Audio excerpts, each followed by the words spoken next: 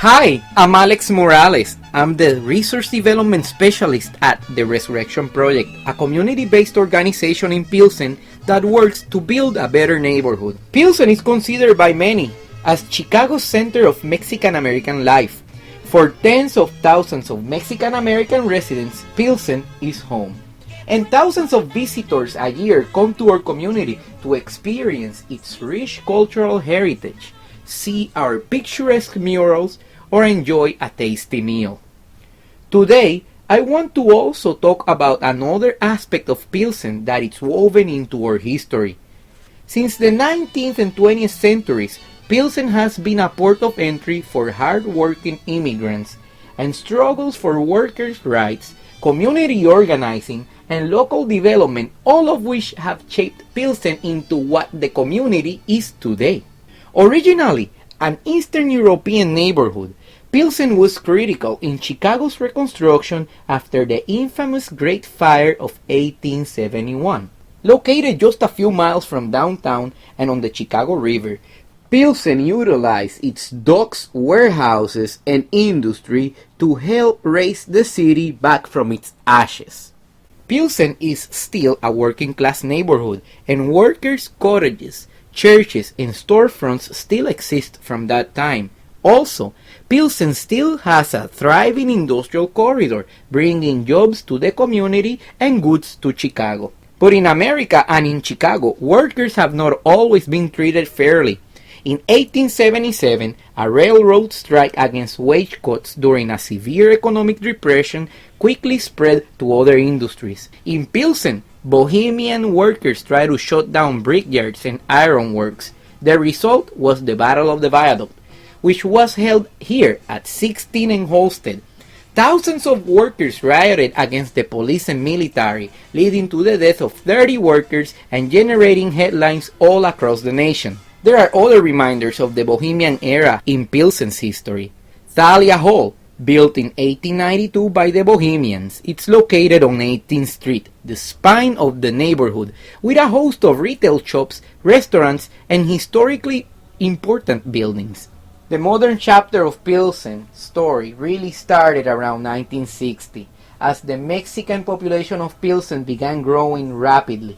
By 1976, during the climax of the era of Chicano power, muralists started expressing sentiments towards what they saw as an unfair social, political, and economic climate along the same railroad embankment as the Battle of the Viaduct. These murals, at the aptly named Galeria Del Barrio, predate the famous California mural movement in San Francisco. Since the murals on these walls were created without permission from the Burlington Northern Santa Fe Railway, support for their preservation is difficult to leverage, and sadly, these works are fading away. Today, here at the main crossroads of our community at 18th Street at Blue Island, you see Pilsen's Mexican identity, the monument in the center of Plaza Tenochtitlan, with the eagle eating a snake symbol on the Mexican flag, was given to the mayor of Chicago by the mayor of Mexico City.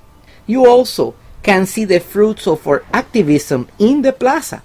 Radio Arte is a youth-driven Spanish-language station with a public radio format. The Rudy Lozano Public Library is named after a passionate local community activist who worked to empower workers and forge coalitions among Latinos, African Americans, and other minorities. Community organizing had also led to the creation of affordable medical services, as Alivio Medical Center provides health care to all regardless of income. Next door is the brand new Casa Morelos, 45 units of affordable rental housing in an environmentally friendly green building. A few blocks away, Benito Juarez High School, built for Pilsen's growing Mexican-American community in 1977, a response to demands for a less crowded school by residents. Pilsen is also home to the National Museum of Mexican Art, the nation's largest Latino arts institution and the only Latino museum accredited by the American Association of Museums. There is no better place to symbolize Pilsen as Chicago's center of Mexican-American life than El Zócalo, Pilsen's own town square. Located south of 18th Street and Paulina, El Zócalo celebrates Pilsen's heritage in its picturesque murals and by hosting events. The old Bohemian church in the plaza, St. Vitus Parish, was a key player in the history of Pilsen's community organizing until its doors closed in 1992. Today, it's the home office for the Resurrection Project. I invite you to visit our neighborhood, have a taste of our cuisine, and sample the sounds of a vibrant, safe, and well-organized community.